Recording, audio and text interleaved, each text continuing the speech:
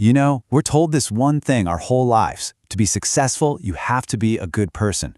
But what if that's all wrong? What if the real secret to getting ahead is actually learning how to be a little bit bad? Let's dig into this because it's a big one. I mean, think about it. You know that person, right? The hardest worker in the office, the kindest friend in your group, and somehow they always seem to be getting the short end of the stick. Heck, maybe that person is you. And look, this isn't just some random bad luck. It's a sign that you've misunderstood the basic rules of the game. And it all goes back to this simple, well-meaning lie, a story we're told from the day we're born. I mean, from the time we're little kids, the message is hammered into us. Be good, be nice, help everyone out, don't cause trouble. We're taught that this is the golden ticket to a happy, successful life, and we buy into it hook, line, and sinker. So what does this actually look like in the real world? Well, it's you saying yes to that extra project at work, even though you're already drowning. It's you canceling your own important plans because a friend has a minor crisis. It's this constant, exhausting treadmill of trying to keep everyone else happy, usually by sacrificing your own peace. But eventually, something's gotta give, right? For the person who lives this way, reality comes knocking, and it doesn't knock gently. Yeah, all those fairy tales we grew up on where the good guy always wins in the end? Turns out, that's not how it works. The real world, it's a game, it's a competition, and nobody hands you the rule book. And this right here is the bitter truth at the heart of all of this. The world absolutely loves good, easygoing people, but it only gives real success, real power, to those who can be tough, the ones who can put themselves first when it really matters. And that's when you hit the breaking point, right? That moment when you've given everything, you've played by all the good guy rules, and you just look around and ask that one soul-crushing question.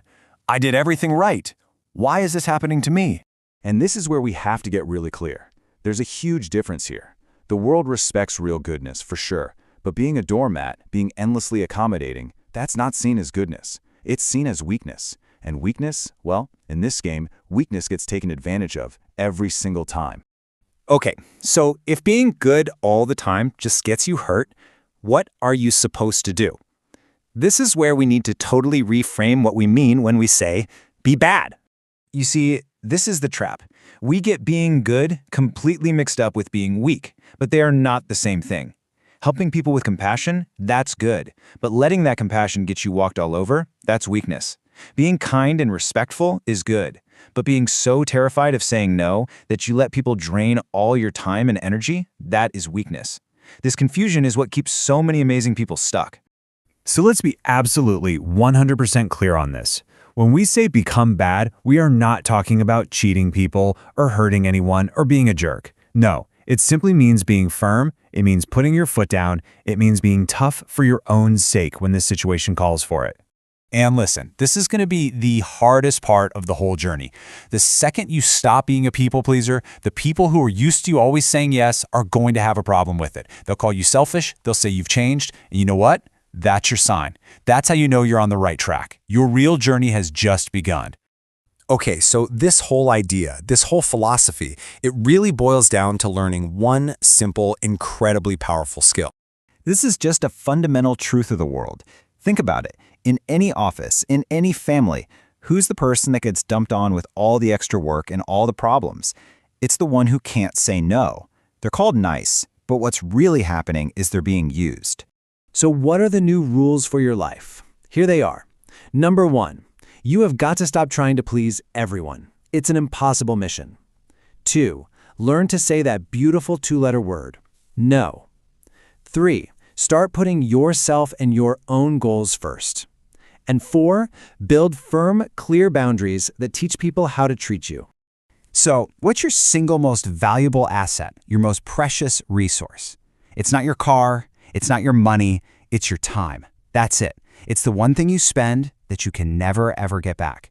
And here's the difference. Good, weak people give it away like it's nothing. Truly successful people, they guard it with their life. Now, this is going to sound harsh, but you need to hear it.